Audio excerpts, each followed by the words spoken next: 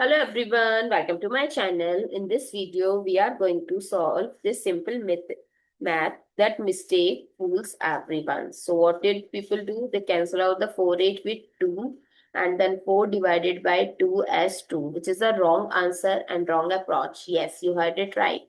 When you have given multiple operation like division, then fraction, then multiplication, then you have to follow BODMAS or PEMDAS rule.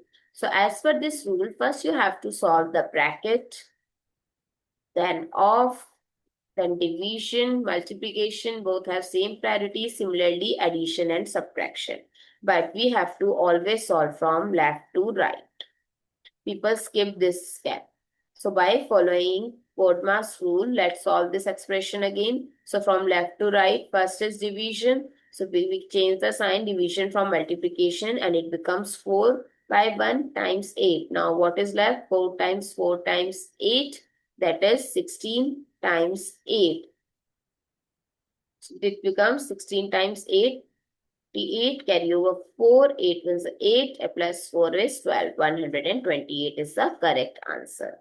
Now this is your homework question. Comment down below. Is your answer 2 or anything else? So thank you so much for watching this video. See you in the next video.